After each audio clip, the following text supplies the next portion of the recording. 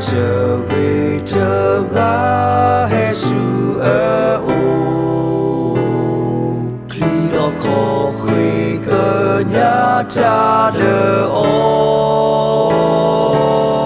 si ba ô nơ ta mi u ma bla ya ya cơ so cho kỳ bla we ti lo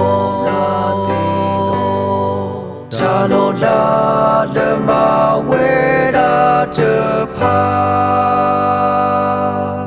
pe we he o mu le bơ la ma ta ti we di pe bơ khi tu ga pa cha lo la le Giêsu ma te pa Giêsu ta cơ nhỏ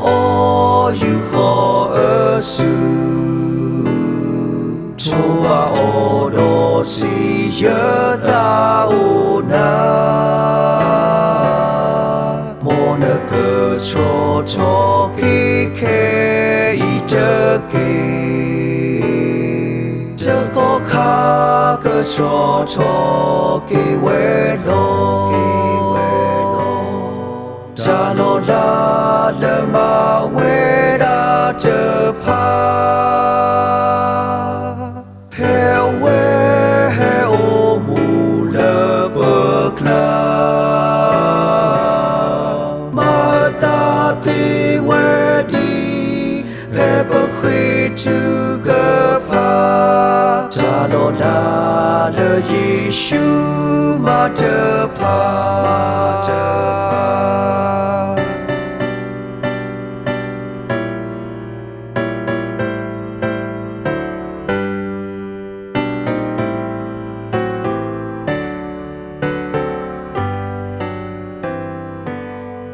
đô quê